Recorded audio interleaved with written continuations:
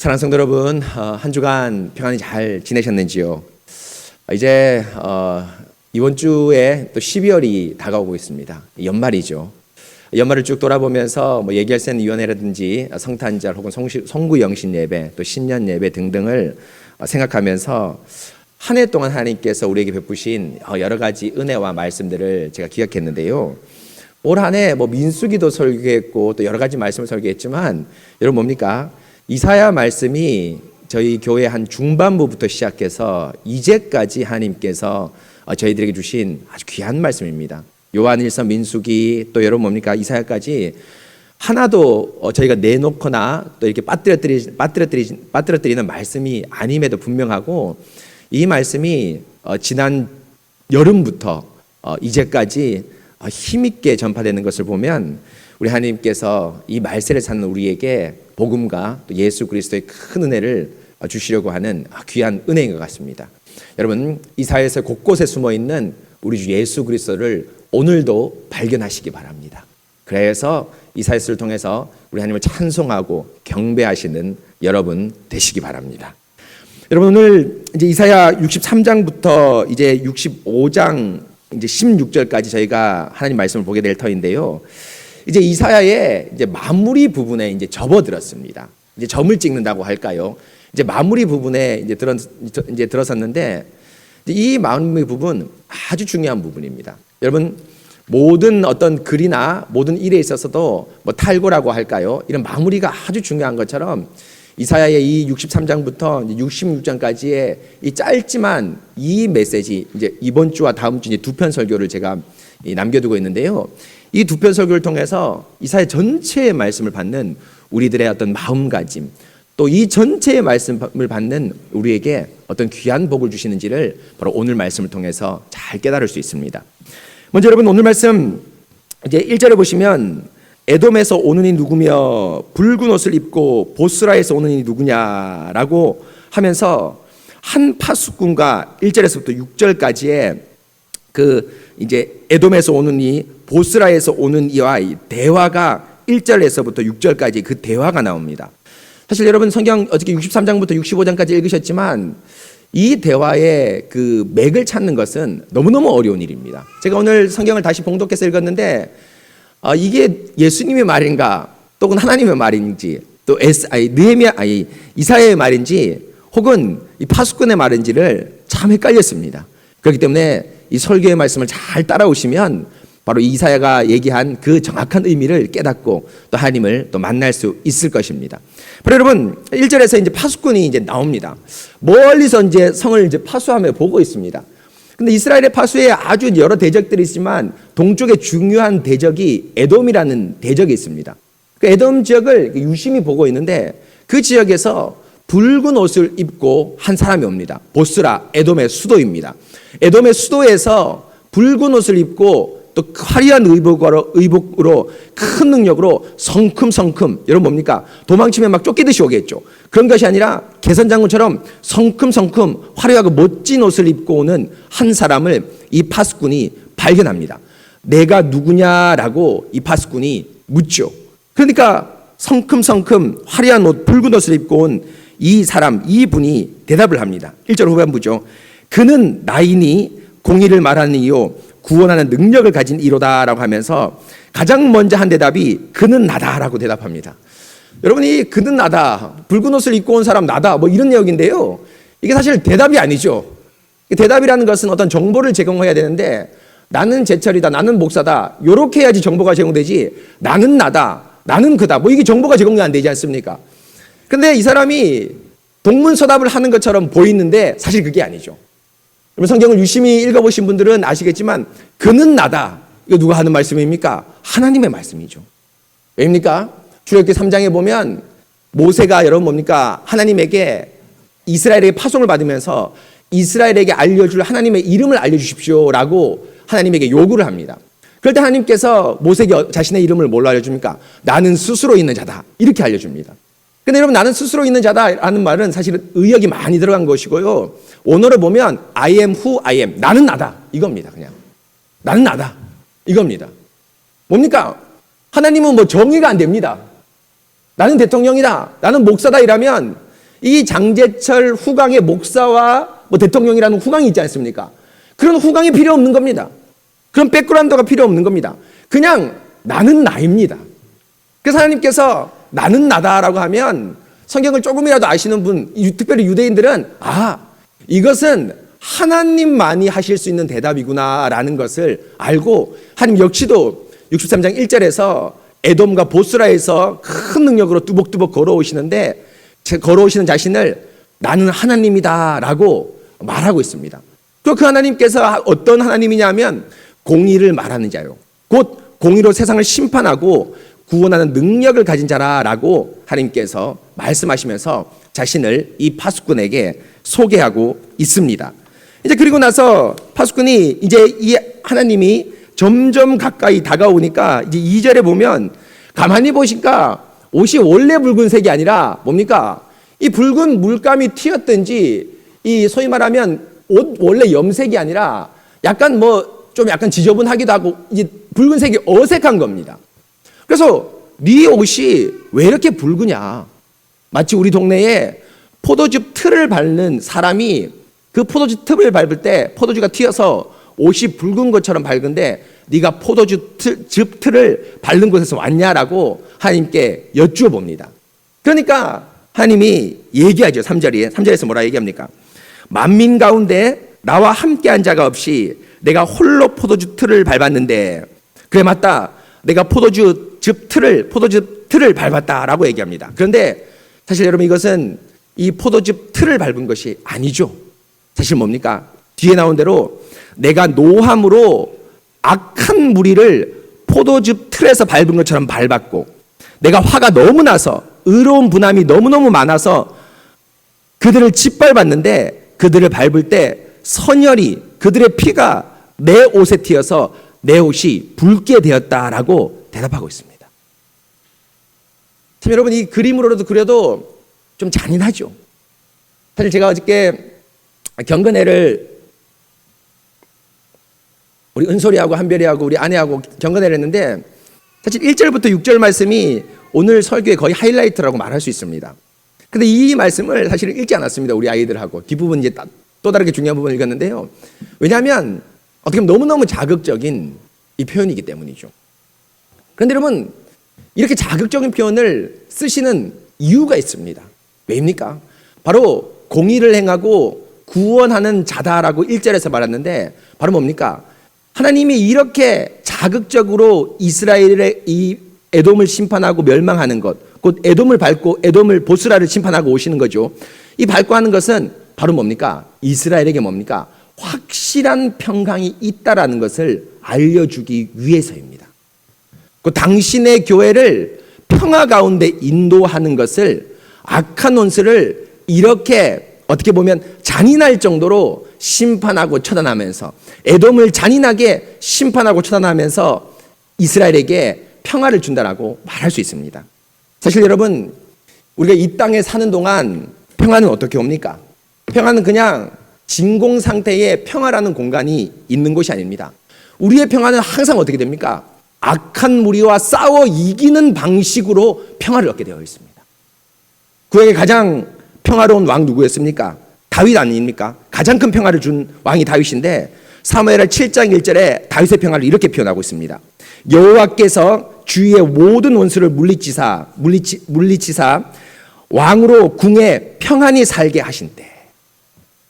왕으로 궁에 다윗 왕이 궁에 평안히 사는 때가 언제입니까? 주위의 모든 대적을 물리치실 때입니다. 곧 진공 상태가 없습니다.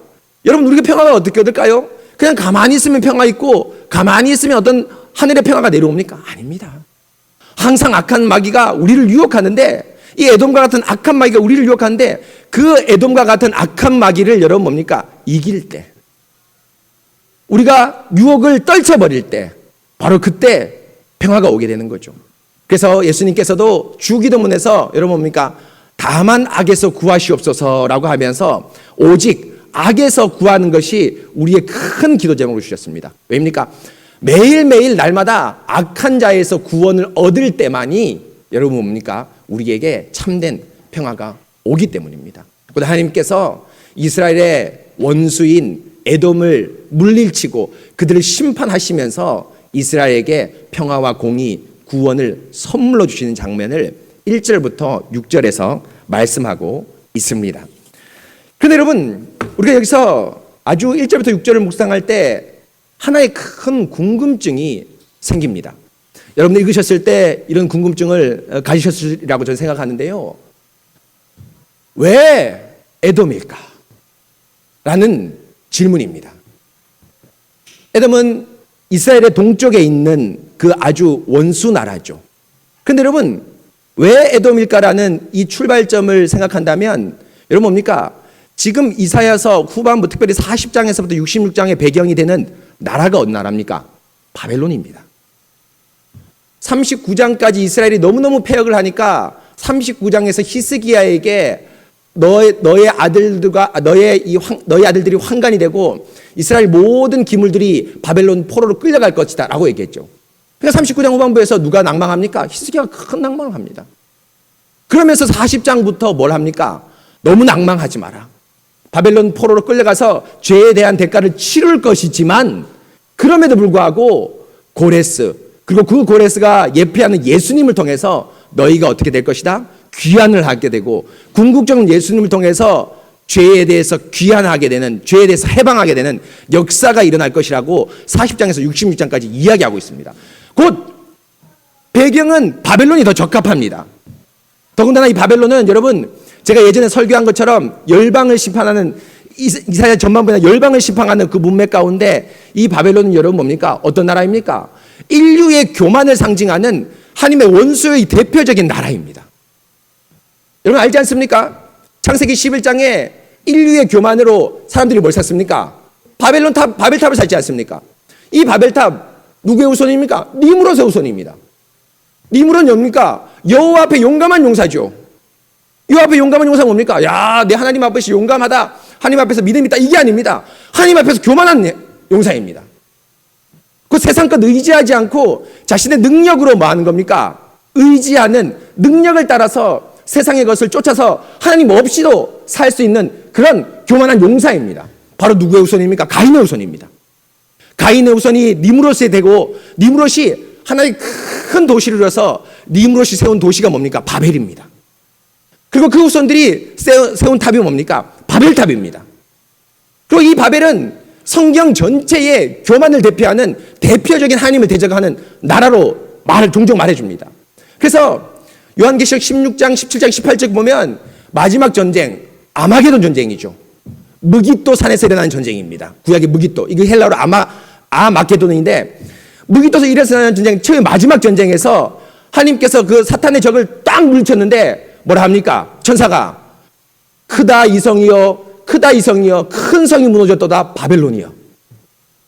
더러운 것과 창기와 새들과 온갖 음란한 것이 모이는 큰 성이 무너졌도다 바벨론이 하면서 바벨론이 무너졌다고 얘기합니다.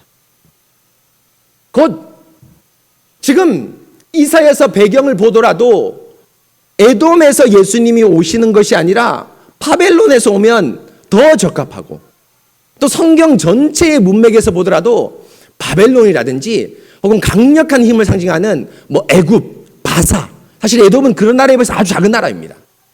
이런 대제국에서 오는 하나님, 거기서 그 적들을 쳐부시는 하나님을 얘기하면 훨씬 더 문맥과 성경 전체에서 어울릴 텐데, 오늘 마지막 마무리하는 데서 바벨론, 애굽 혹은 페르시아 제국을 보지 않고 뭘 보고 있습니까? 에돔에서 에돔을 물리치시는 하나님, 에돔을 짓밟고 선열을 자신의 오래 붉게 물들인 그 하나님을 지금 보고 있습니다. 왜 그럴까요? 바로 오늘 이것이 아주 중요한 의미인데, 그 내용이 바로 7절 이하에서 나오고 있습니다. 여러분 7절을 보십시오. 7절을 보시면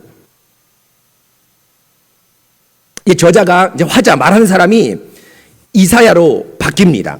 곧 이스라엘 백성을 대표해서 이제 이사야가 말하는데요. 내가 여호와께서 우리에게 베푸신 모든 자비와 그의 찬송을 말하며 내가 그의 사랑을 따라 그의 많은 자비를 따라 이스라엘 집에 베푸신 큰 은총을 말하리라라고 7절에서 얘기합니다. 여러분, 여기서 하나님을 찬송하고 하나님이 사랑이 많다, 자비하다, 이스라엘 집에 은총을 베푸셨다 나오는데, 여러분 성경을 항상 읽을 때 제가 뭐라 말했습니까? 이것은 뭡니까? 문맥과 상관없이 하늘에서 떨어진 게 아닙니다. 지금 여기서 말하는 사랑, 자비, 은혜, 긍휼은 뭡니까? 앞에 1절에서 6절까지 한 그 전쟁에 대한 감사입니다. 바로 에돔을 물리친 전쟁에 대한 감사를 7절에서 이 이스라엘 대표한 이사야가 지금 하나님께 찬송을 해야 되겠습니다. 하나님 감사합니다. 에돔을 물리치셔서, 바벨론이 아니라 애굽이 아니라 에돔을 물리치셔서 감사합니다 라고 찬송을 하고 있습니다. 그러면서 8절에 계속해서 말을 이어가는데요, 이사야가 이제 하나님의 말을 직접 가져옵니다. 하나님이 직접 말씀하십니다. 하나님이 말씀하시되 그들은 실로 나의 백성이요 거짓을 행하지 않는 자녀라. 바로 여러분, 이 8절이 전쟁을 하는 이유입니다. 그 8절부터 이제 쭉 나오는데 전쟁을 하는 이유를 말합니다. 곧 내가 이제까지 왜 수많은 전쟁을 하고, 특별히 1절부터 6절에 나오는 에돔과의 전쟁을 왜 하는지 하나님께서 말씀합니다. 8절에 나옵니다. 그들은 나의 실로 나의 백성이다. 여러분 뭡니까? 우리 오후 예배 때 배웠죠? 계약 관계면 전쟁하지 않습니다. 여러분, 계약 관계는 전쟁하지 않습니다. 계약 관계는 어떻게 합니까? 도망가죠. 여러분, 전쟁 너무너무 비참하죠. 특별히 제가 전쟁을 좀 익숙하다고 할까요? 익숙한 사람 중에 한 명인데요, 아버지가 월남전 전쟁에 참전했습니다. 그래서 아버지가 예전 살아계실 때 자주 보는 드라마가 있었는데, 여러분 우리 어르신들 안 계는데 머나먼 정글이라는 드라마가 있었습니다. 미국 드라마죠. 베트남 전쟁에 참전한 미군들의 이야기입니다. 그걸 보시면서 아버지가 항상 저한테 전쟁의 참혹함을 얘기했습니다. 그 중에 한 가지가 뭔지 아십니까? 뭐냐면 돌격 앞으로 소대장이 했는데 따르는 쫄병들이 전쟁의 승산이 없으면 소대장 죽이고 도망갑니다. 이게 전쟁입니다. 야, 이게 전쟁의 승산이 없구나. 한국도 마찬가지, 미군도 마찬가지입니다. 무모한 곳에 전투를 합니다. 그런데 정말 우리가 드라마에서 영화나 보는 것처럼 모든 게 한 몸이 돼서 의기투합해서 전쟁하는 경우는 그렇게 많지 않습니다. 당장 죽게 생겼는데, 당장 베트공, 공산당이 죽게 생겼는데 소대장이, 중대장이 스타가 보입니까? 안 보입니다.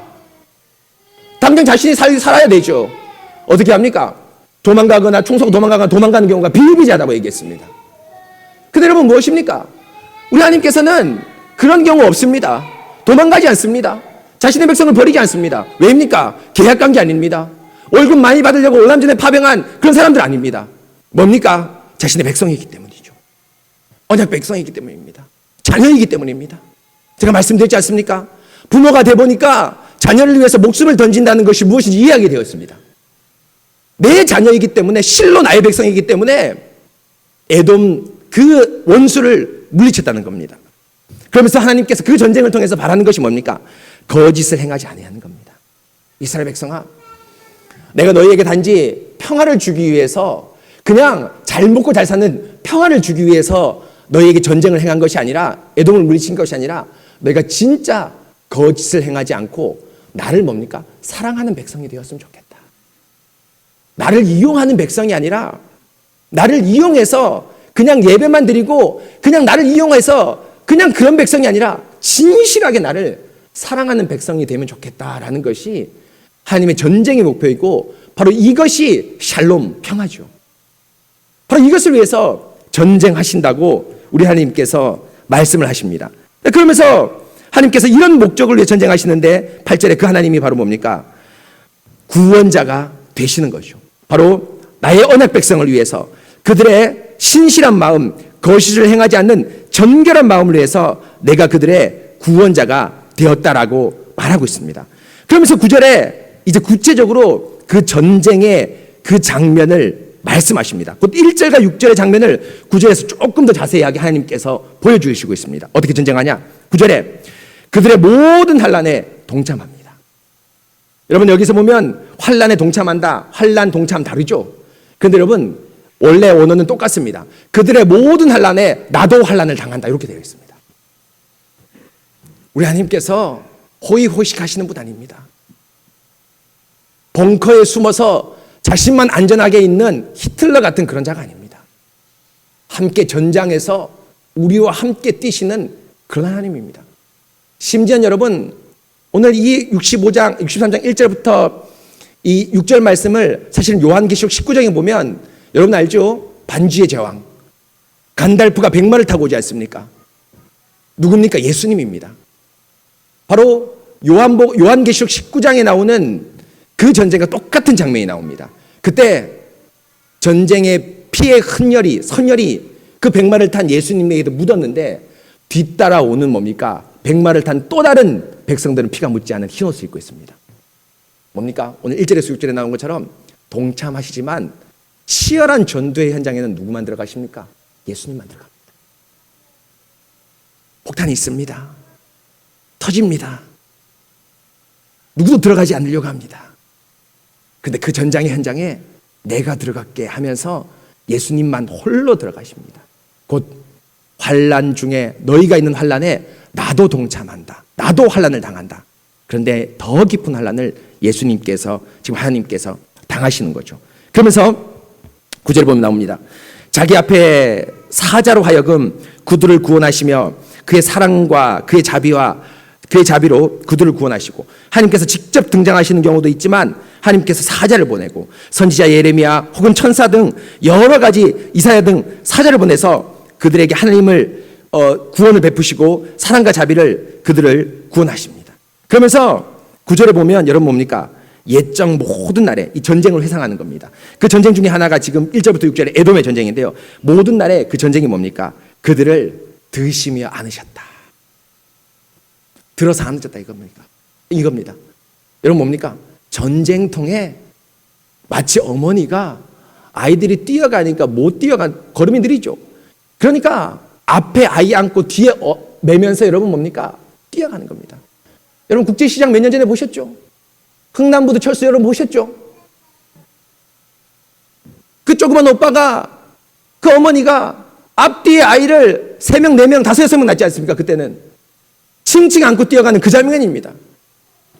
전쟁의 날에 있는데 그 환난 중에 내가 너희를 안고 들어서 전쟁을 함께하고 너희는 내 등 뒤에 앉혀서 너희의 옷에 피가 묻지 않게 내가 전쟁을 수행하고 있다라고 하나님께서 전쟁의 장면을 속속들이 이야기하십니다. 그런데 여러분 문제가 생겼습니다. 어떤 문제입니까? 바로 10절에 보시면 그 품에 안은 이스라엘이 하나님의 품을 싫어합니다. 10절을 보실까요?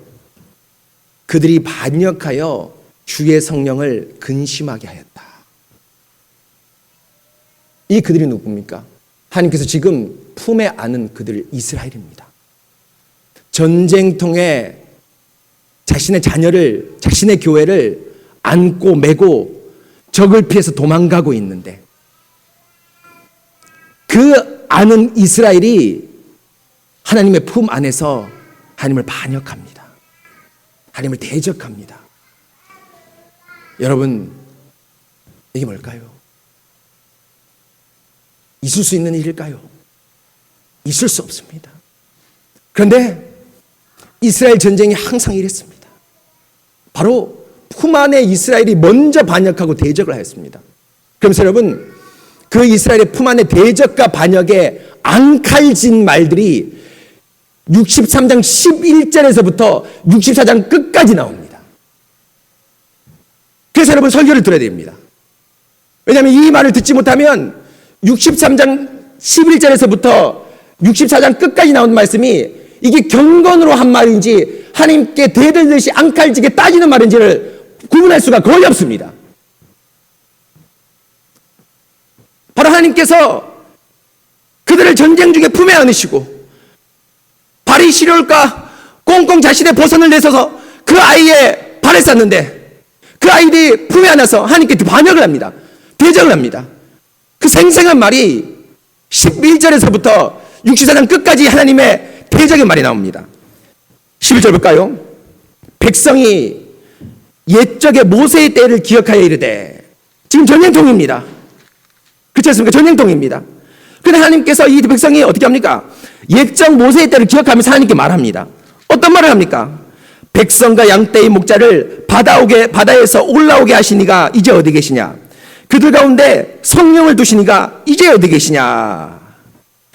그의 영광의 팔이 모세의 오른손을 이끄시고 그의 이름을 영원하게 하리 하사 그 앞에 물을 갈라지게 하시고 그들을 기쁨으로 인도하시되 광야에 있는 말같이 넘어지지 않게 하신 바로 그이가 어디 있느냐? 왜 도와주시지 않냐? 왜 우리를 찾아주지 않냐? 여러분, 심지어 17절에 가보십시오. 63장 17절입니다.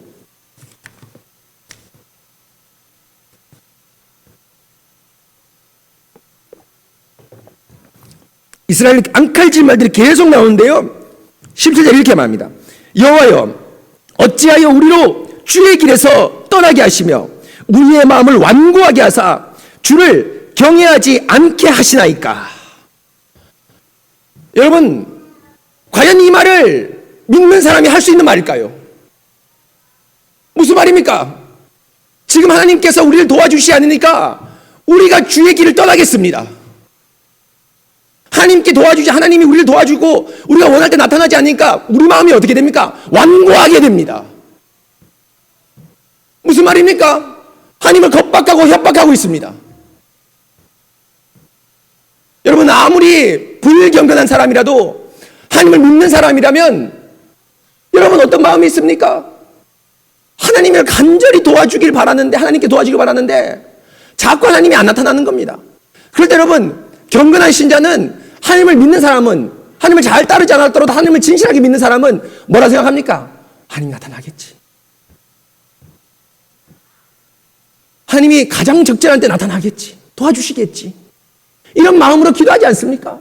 인생에 일이 풀리지 않고 자꾸 어떤 어려움과 환난이 다가옵니다. 그럴 때도 여러분 뭡니까? 환난은 인내를, 인내는 연단은 소망을 이루면서 그 소망에 하나님이 나타나시기를 기다리고 있습니다. 그래서 하나님이 적절한 때 나타나는 그 용어가 있죠. 때가 참해. 이 아예 기독교적 전문 용어입니다. 때가 참해. 예수님이 이 이사야 시점에 나타나지 않고 또 지금 나타나지 않고 바로 예수님이 태어날 시점에 보낸 것은 우연이 아니라 하나님의 약속하신 때가 찬 겁니다. 때가 참해. 바울도 사단의 가시 얼마나 아팠으면 자신의 육체의 질병을 사단의 가시라고 했습니까? 근데 그 사단의 가시를 없애주기 위해서 하나님께 3번 기도했지 않습니까? 근데 하나님께서 결국엔 들어주지 않으셨습니다. 그러면서 바울이 뭐라고 고백합니까? 네가 곧 약할 그때에 강함이라. 내 은혜가 내게 족하다. 때가 참해. 하나님 안 놓아주시면 저 복음 사역 안 할 겁니다. 하나님 저 안 도와주시면 저 예배 안 드릴 겁니다. 저 하나님께 헌신 안 할 겁니다. 이런 겁박하는 말을 과연 누가 할 수 있을까요? 하지 못합니다. 마치 여러분 지금 전쟁통에 비유하고 있는데요. 품에 안은 아이가 엄마 오늘의 주먹밥 하나밖에 없어. 이게 뭐야 더럽게. 엄마 나도 저 옆집 아저씨처럼 자동차 타고 피난 가고 싶어. 엄마가 허리가 끊어지는데도 아빠가 허리가 끊어지는데도 그 괴로움과 고통을 모르고 엄마에게 아빠에게 앙칼진 말을 내쏟으면서 그 부모의 마음을 후벼파고 있습니다. 바로 이것이 하나님께서 전쟁을 시행하시는데 그들을 들고 품에 안으셨는데 그들이 품 안에서 하나님께 내뱉는 말입니다. 그러면서 여러분 65장 1절에 보십시오. 이런 이들의 대답에 하나님께서 어떻게 대답합니까? 65장 1절입니다. 이렇게 64장 마지막까지 이스라엘이 하나님께 이렇게 협박하고 겁박을 하니까 65장 1절부터 오늘 16절은 그들에 대한 대답입니다. 하나님께서 뭐란 말합니까? 나는 나를 구하지 아니하던 자에게 물음을 받았으며. 이런 뭡니까? 나를 구하지 않은 자에게 물음을 받았으며. 이거 너무 어렵죠. 직역을 한 겁니다. 무슨 말입니까? 심지어 나를 구하지 않던, 나를 찾지 않던 자에게 내가 먼저 찾아가서 야 네가 원하는 건 무엇이냐, 네가 궁금한 건 무엇이냐 하면서 하나님이 먼저 찾아가서 물음을 받은 겁니다. 나를 구하지 않던 자에게도 내가 먼저 찾아가서 네가 공부한 것, 궁금한 것, 또 네가 필요한 것 무엇인지를 내가 알았다. 또 나를 찾지 않은 자에게 찾아냄이 되었으며, 그건 나를 찾지 않던 자에게도 내가 일부러 너에게 찾아냄이 되었다. 나를 보여줬다. 라고 말합니다. 심지어는 1절 후반부에 나를 부르지 아니한 나라의 뭡니까? 이방입니다. 이방 족속에게도 내가 여기 있다, 내가 여기 있다 하면서 내가 여기 있다 두 번 이야기하면서 내가 너에게 나타났다. 2절 보십시오. 내가 종일 손을 펴서 자기 생각을 따라 옳지 않는 길을 걸어가는 너희 패역한 백성을 내가 종일 내밀어서 손을 불렀다. 너희를 불렀다라고 얘기합니다. 이스라엘 교회여, 유다여, 내가 나타나지 않은 게 아니다. 심지어 나를 찾아내지 않은 자에게 내가 찾아냄이 되고 나를 구하지 않던 자에게 내가 물음을 먼저 찾아내서 너에게 찾아갔다. 내가 여기 있다, 내가 여기 있다 몇 번 얘기했냐? 나의 그 패역한 옳지 않은 길을 걸어가는 너에게 내가 종일 손을 펴서 졸지도 않고 주무시지도 않으면서 내가 손을 펴서 너희를 불렀던 적이 몇 편이냐? 라고 말합니다. 그리고 나서 여러분 뭡니까? 이렇게 했는데 이스라엘 백성은 어떻습니까? 3절입니다. 그 동산에서 제사하며 벽돌 위에서 분향하며 내 앞에서 항상 노를 일으키는 백성이라. 종일 너를 찾았는데 성전과 성막에서 제사 지내고 분향하지 않고 우상 숭배의 공간인 자기들의 동상, 벽돌, 이방의 멋진 건물, 소위 말하면 절간같이 멋진 건물에서 분향을 하며 내 앞에서 항상 노를 일으켰습니다. 그리고 무덤 사이에 은밀한 초소. 여러분, 우리는 무덤에 아예 흙을 이렇게 붓죠. 공간이 없습니다. 근데 이스라엘은 여러분 동굴 안에 굴을 파서 거기에 시체를 넣죠. 거기 공간이 있습니다. 무덤 사이에 너희가 앉아서 은밀한 초소에서 뭐합니까? 초혼을 합니다. 신비주의적 행동을 합니다. 우상을 불러냅니다. 거짓신을 불러냅니다. 그러면서 여러분 뭐합니까? 밤을 지내며 초혼 행위를 하면서 돼지고기를 먹으며 가증한 것을 국의 그릇에 담는다. 여러분 뭡니까? 돼지고기 가증한 것 율법에서 먹지 말라는 겁니다. 그런데 한번 맛보니까 맛있는 겁니다. 돼지고기가 가증한 것들이. 그러니까 여러분 이거 초혼을 하면서 이 나쁜 짓을 하면서 이방의 신들을 불러내 무당짓거리를 하면서 뭐 하는 겁니까? 돼지고기를 먹습니다. 사실 뭡니까? 자신들이 하고 싶은 일을 하는 거죠. 진짜 신을 믿기보다는 우상이 있는 것이 아니라 자기가 하고 싶은 일을 하는 겁니다. 돼지고기 먹고 싶은 겁니다. 쾌락을 즐기고 싶은 겁니다. 이 나쁜 짓을 하는 겁니다. 여러분 마치 무엇과 똑같습니까? 우리가 이사야 1장 초반부를 열 때 이사야가 하나님의 법정에서 이스라엘 고소하면서 하늘이여 들으라 땅이여 들으라 이렇게 얘기합니다. 슬프다 범죄한 나라여 허물진 백성이여 행악의 종자여 행위가 가증한 부패한 자식이로다. 그들이 여호와를 버리며 이스라엘의 거룩하신 이를 만홀히 여겨 물러갔도다 라고 말하고 있습니다. 바로 이것입니다. 여러분 무슨 말일까요? 전쟁을 하는데 전쟁통에 하나님께서 네가 나의 자녀고 내 아내니까 너를 안고 들어서 피난 가고 도망가고 내가 배가 골아서 내 곡기를 내가 배가 끊어지는 한이 있더라도 너에게 먹였는데 왜 이것밖에 주지 않느냐? 왜 나에게는 이것밖에 대우하지 않느냐 하면서 부모에게 삿대질하고 손가락질하고 이스라엘이 있는 겁니다. 아니다. 내가 너를 종일 불렀고 내가 여기 있다 내가 여기 있다 수없이 얘기했는데 어떻게 너가 내가 너를 찾아가지 않았다고 그렇게 말하느냐? 이렇게 말하고 있습니다. 성도 여러분, 이것이 바로 이스라엘의 전쟁의 실체라고 말할 수 있습니다. 그럴 때 여러분 하나님께서 어떻게 대우하실까요? 이 이스라엘을 끝까지 참을까요? 자녀가 부모의 뺨을 때리고 부모의 엉덩이를 들고 차는데 그 자녀를 참을까요? 그건 사랑 아닙니다. 우리 함께 다시 10절에 넘어오십시오. 63장 10절입니다. 어떻게 하십니까? 그들이 반역하여 주의 성령을 근심하게 하였으므로 우리 하나님께서 어떻게 합니까? 하나님께서 그가 돌이켜 그들의 대적이 되사 친히 그들을 치셨다라고 되어 있습니다. 이렇게 반역하는 백성을 그대로 놔두고 그대로 오냐 오냐 내 자식이니까 하지 않고 어떻게 합니까? 그들에게 대적이 돼서 그들의 이 얄미운 버릇, 못된 버릇, 온갖 죄악들을 꺾으시기 위해서 이스라엘의 대적이 되십니다. 자신의 품 안에 있는 이 아이를 매질하기 시작합니다. 그런데 여러분, 그 매질의 대상이 바로 누굽니까? 에돔입니다. 왜 에돔인지 아십니까? 제가 초반에 말씀드렸죠. 바벨론, 애굽, 페르시아가 더 적합하죠. 그런데 왜 하나님께서 에돔이라는 원수를 물리치고 오십니까? 왜입니까? 에돔은 형제이면서 원수이기 때문입니다. 여러분 이 말 이해하셨죠? 에돔은 여러분 누구의 형제입니까? 야곱의 형제입니다. 피는 이스라엘과 조금 더 차이가 없습니다. 그런데 이 에돔은 어떤 자입니까? 교회 안에서 태어나고 교회에서 자란 자입니다.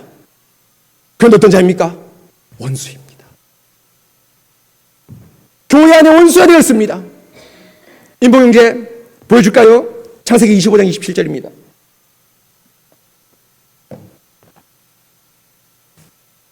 에돔의 조상이 에서죠. 그 아이들 야곱과 에서와 야곱이 장성했습니다. 이삭의 아들인 야곱과 에서가 장성했습니다. 그들이 장성함에 에서는 익숙한 사냥꾼이었으므로 들 사람이 되고 야곱은 조용한 사람이었으므로 장막에 거주하였다고 되어 있습니다. 여러분 이 말씀 그냥 넘어가시면 안 됩니다. 에서는 장성했는데 익숙한 사냥꾼이 되었다고 되어 있습니다. 뭡니까? 세상 물정 너무너무 잘하는 사냥꾼이 되었습니다. 하나님 없이도 자신의 능력으로 살 수 있는 탁월한 성공하는 사람이 되었습니다. 그래서 이 사람의 특징이 뭡니까? 들 사람입니다. 야곱과 반대이죠. 야곱은 장막의 사람입니다. 에서는 들 사람입니다. 무슨 말일까요? 주의 말씀이 필요 없습니다. 장막이 뭡니까? 이삭과 리브가 먹는 교회입니다. 이삭과 리브가의 말씀이 있는 교회입니다. 제가 말씀드렸지 않습니까? 출애굽기 19장에서 교회와 가정이 분리되기 전까지 곧 야곱 가정까지는 여러분 뭡니까? 그 가정 자체가 뭐였습니까? 가정이자 뭡니까? 교회입니다. 될 사람이다. 세상 건 너무너무 익숙하고 돈 냄새 너무너무 잘 맞는 겁니다.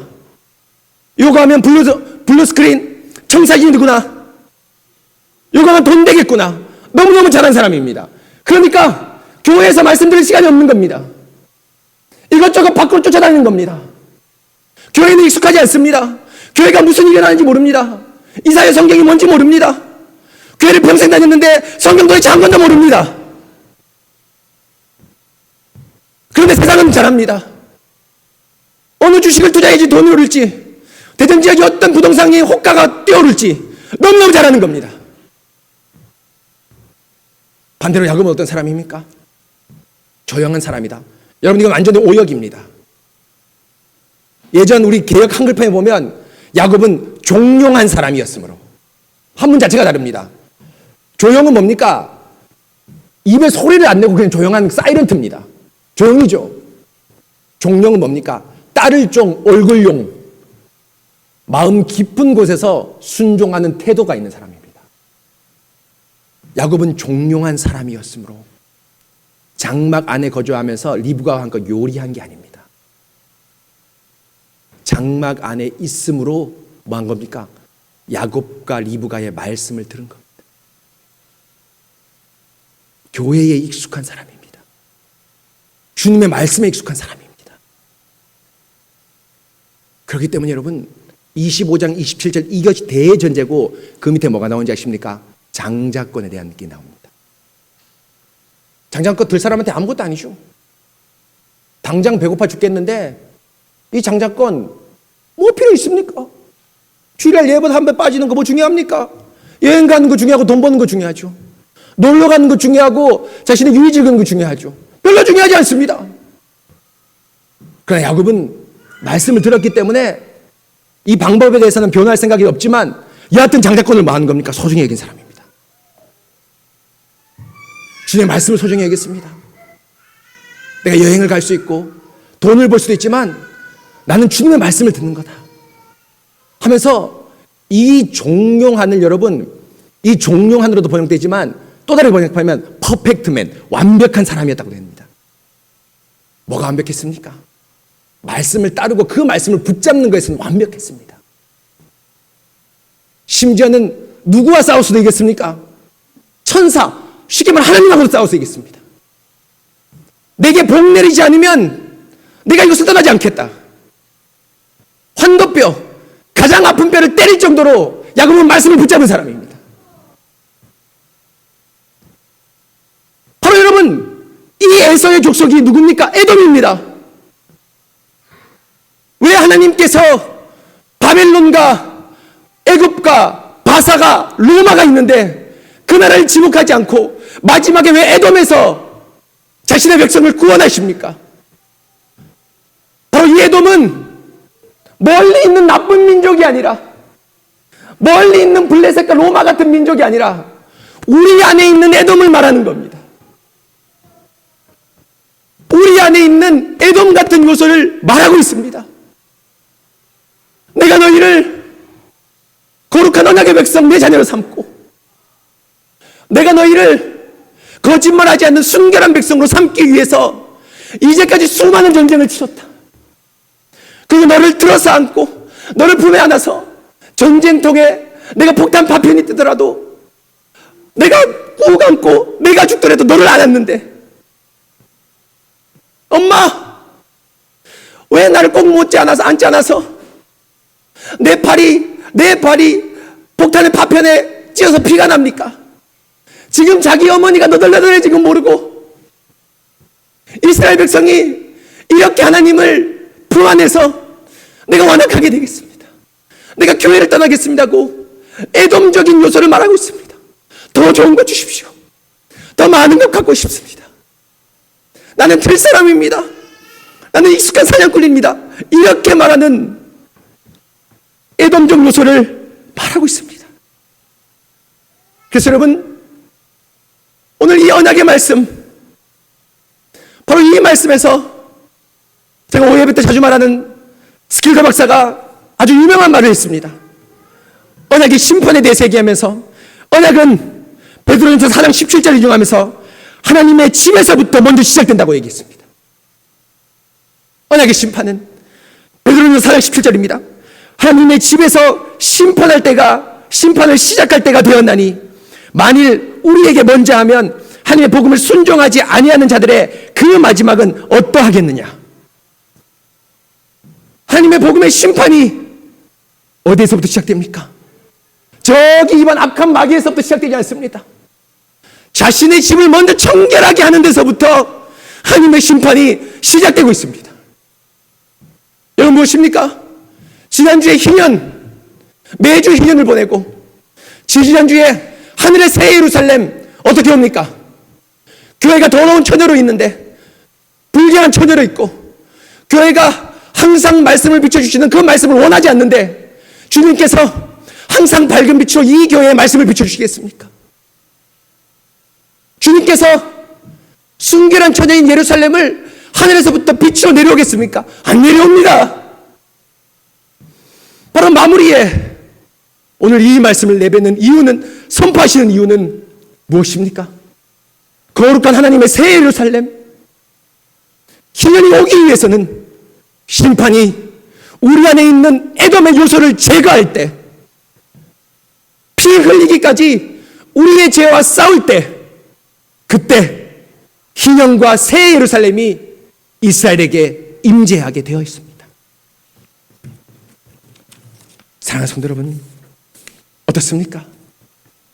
여러분 매주 교회 옵니다. 여러분 매일 기도하죠. 또 매일 경건의 생활하려고 노력합니다.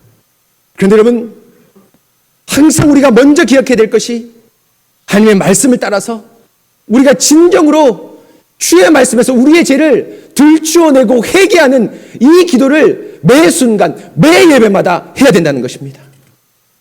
여러분, 제가 예수님을 믿게 되면서부터 깨닫게 되는 것이 무엇인지 아십니까? 야, 이것도 죄구나. 야, 이것도 내가 하나님께 잘못한 거구나. 이걸 깨닫게 되었습니다. 여러분 어떻습니까? 교회 생활을 적당한 거리에서 하고자 했습니다. 저는 처음 믿을 때. 그래서 여러분, 제가 중학교 3학년 때 예수님을 처음 믿었는데요. 그때 교회 생활 참 열심히 했습니다. 너무 재밌었습니다. 교회에 예쁜 자매들 많았습니다. 너무 좋았습니다. 또 신앙생활 열심히 하니까 사람들이 막 박수 쳐줬습니다. 그러니까 장로님이 저한테 제철아 너 꼭 목사 되면 좋겠다 이렇게 얘기했습니다. 그런데 제가 목사 되기 싫었습니다. 중학교 3학년 고등학교 1, 2학년 때. 왜입니까? 하루 종일 교회 살아야 되잖아요. 새벽기도 와야 되잖아요. 주말에 좀 놀러 가고 싶은데 목사는 꼭 와야 되잖아요. 그 적당한 거리에서 제가 생각한 게 장로입니다. 장로가 될 수는 있겠지만 목사는 될 수 없겠다. 장로님, 전 장로님 따라서 장로가 되겠습니다. 이렇게 얘기했습니다. 그런데 예수님을 믿으면서 이건 직분의 문제가 아니라, 야, 내가 이렇게 시험과 돈과 부동산과 집과 이런 것에 익숙한데 내가 하나님의 교회는 이렇게 멀어졌네. 내가 하나님을 이렇게 사랑할 줄 몰랐습니다. 내가 하나님을 이렇게 좋아할 줄 몰랐습니다. 하나님이 나의 신랑이 될 줄 나는 몰랐습니다. 친구가 처음 교회 가자 할 때 즐거워서 갔고 재밌어서 갔고 이성교제 하려고 갔습니다. 하나님을 만나보니까 하나님 너무너무 좋은 겁니다. 시험 공부보다 하나님이 더 좋은 겁니다. 공부하고 성공하는 것보다 하나님이 더 좋은 겁니다. 그래서 교회 가서 성격이 조금 떨어졌습니다. 엄마가 교회 가지 말라 했습니다. 그러나 교회 왔습니다. 어머니가 교회 갔다 온 저에게 이놈, 내가 너를 엄마 아빠 말 잘 듣는 착한 사람 만들려고 교회 보냈는데 이게 교회에 빠져서 엄마 아빠 말 안 듣네.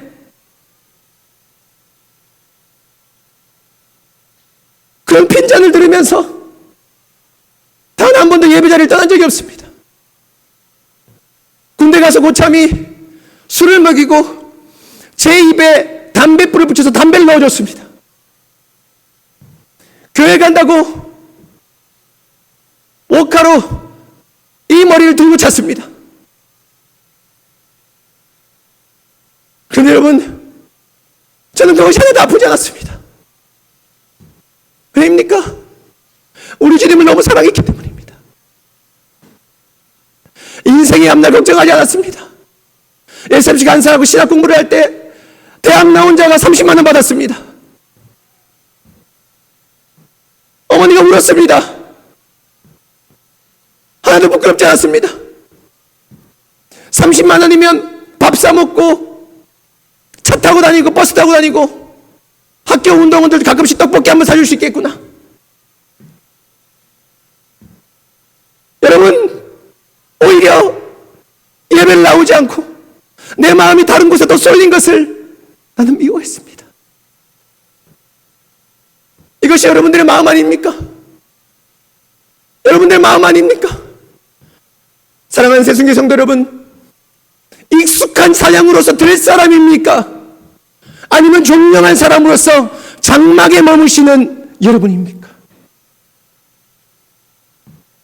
오늘 요한계시록 19장에 보면 하나님께서 자신의 집 안에서 전쟁을 시행하십니다. 19장 11절 볼까요? 내가 하늘에 열린 것을 보니 보라, 백마와 그 탄 자가 있으니 그 이름은 충신과 진실이라. 정말 갈렙같이 충성되고 진실한 자입니다. 그가 공의로 심판하며 싸우더라. 오늘 65장 63장 1장 말 똑같죠. 내가 공의를 세우며 공의를 말하며 이스라엘 백성을 구원할 자라. 공의로 심판하며 싸우더라. 12절 보실까요? 그의 눈에는 불꽃 같고 그 머리에는 많은 관이 있고 또 이름 쓴 것 하나가 있으니 자기밖에 아는 자가 없고. 13절입니다. 또 그가 피 뿌린 옷을 입었는데 그 이름은 하나님의 말씀이라. 하늘에 있는 군대들이 희고 깨끗한 세마포 옷을 입고 백마를 타고 그 피 뿌린 자의 예수님을 따르더라. 15절. 그 핏부린 자의 이름이 13절에 하나님의 말씀이라고 나왔는데 왜 말씀입니까? 15절 보십시오. 그의 입에서 예리한 검이 나오니 그것으로 만국을 치겠고 친히 철장으로 그 입에 나오는 말씀의 철장으로 다스리며 친히 하나님 곧 전능한 신이의 맹렬한 진노의 포도주틀을 하나님이 예수님이 말에 앉아서 칼을 휘두르면서 말씀의 칼을 흘리면서 모든 에돔을 짓밟고 있습니다. 바로 무엇입니까? 바로 하나님께서 오늘 이사야 63장에 나오는 말씀을 요한계시록 19장에서 지금 말씀하고 있습니다. 여러분, 이 피 누구의 피입니까? 열방 단지 에돔의 피가 아닙니다. 누구의 피입니까? 우리의 피입니다. 우리 안에는 에돔적 요소의 피입니다. 왜 피를 흘립니까? 우리 안에 에돔을 잘라내는 것은 칼로 도려내는 것만큼 아픔이기 때문입니다. 여러분, 일주일 동안 여러분이 가장 사랑한 건 무엇입니까? 가장 관심이 가진 건 무엇입니까? 가장 많이 본 건 무엇입니까? 가장 많이 신경을 쓴 건 무엇입니까? 그게 에돔적 요소라면 하나님의 말씀인 예수님이 백마를 타고 그 입에 나온 칼로 그 에돔을 잘라낼 것입니다. 그럴 때 피가 튈 것입니다. 아플 것입니다. 여러분 가운데 신음을 할 것입니다. 그런데 그것을 도려낼 때만 우리 안에 거룩한 백성, 정결한 백성, 거짓이 없는 백성이 될 것입니다. 그렇습니다. 바로 우리 예수님께서 말씀의 칼로서 우리 안에 에돔을 도려내고 있습니다. 사랑하는 성도 여러분, 이것이 바로 이 교회를 새 예루살렘으로 만드는 방법이며 매 순간 희년이 되게 하는 것입니다. 결코 새 예루살렘 희년은 그냥 오지 않습니다. 그리스도가 말씀의 빛을 우리 마음 가장 깊은 곳에 비춰주시고 그 말씀으로 우리의 관절과 골수와 혼과 영혼을 찔러 쪼갤 때 더러운 죄가 아픔과 함께 피와 함께 도려내실 때 새 예루살렘이 우리 교회에 임재합니다. 매년 어떻게 희년이 됩니까? 바로 그리스도가 말씀으로 임재하실 때 우리 10년 가운데 그 말씀의 검을 가지고 임재할 때 도려낼 때 피를 튀길 때 바로 매 순간 희년이 넘칩니다. 사랑하는 성도 여러분, 오늘도 그리스도가 바로 지금 이 자리에 백마를 타고 말씀으로 우리 가운데 임재하셔서 우리에게 역사하십니다. 하나님의 말씀이 그의 이름이고 그의 입에서 나오는 예리한 말씀이 칼이 되어서 우리의 혼과 영혼을 찔러 쪼개고 나아가 우리의 모든 죄를 들추어내실 것입니다.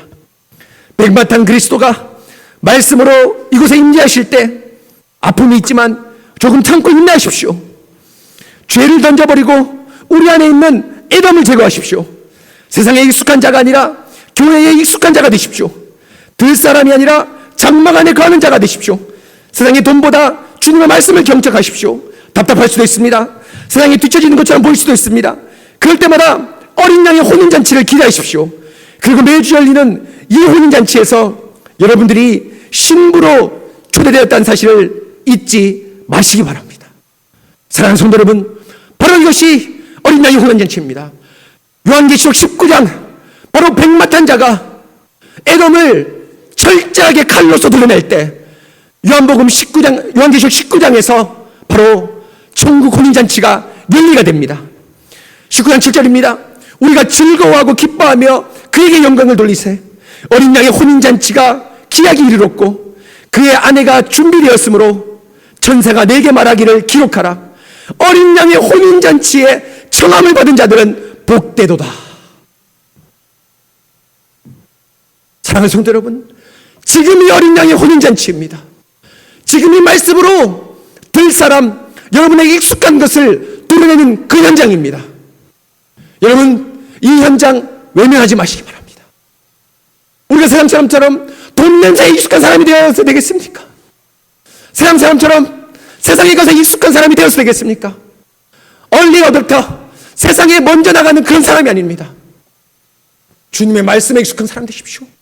주의 말씀에 경건하게 익숙한 사람이 되십시오. 더 오십시오. 더 더 기도하십시오. 더 교회 중심으로 모이시기 바랍니다. 이것이 우리 안에 있는 에돔, 형제이면서 원수인 에돔을 제거하는 유일한 방편입니다. 사랑하는 새순교 성도 여러분, 연말에 얼마나 즐겁게 놀 때가 많습니까? 우리 마음을 흥겹게 놀 때가 많습니까? 방역 상관없습니다. 홍대 거리 보십시오. 대전의 유흥가 보십시오. 방역 상관없습니다. 죽는 것보다 쾌락이 더 좋습니다. 그런데 여러분, 우리는 세상의 쾌락이 아니라 진정으로 우리의 영혼을 말씀으로 드러내는 이 자리에 여러분을 던지십시오. 주님께 메시를 드리고 여러분을 수술대 위에 올라가십시오.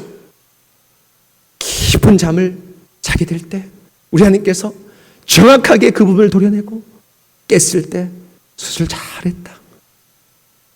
의사가 혼몸에 피가 흥거져졌지만 이제 심장이 다시 뛰기 시작할 겁니다. 라는 승리의 메시지를 여러분에게 주실 것입니다. 사랑하는 성도 여러분, 이 승리의 메시지, 어린 양의 혼인잔치에 오신 여러분, 올 한 해도 항상 새 예루살렘 희년 혼인잔치가 되시길 바랍니다. 바로 우리 새순교회가 날마다 혼인잔치가 되는 그런 교회 되길 간절히 바랍니다. 같이 기도하겠습니다.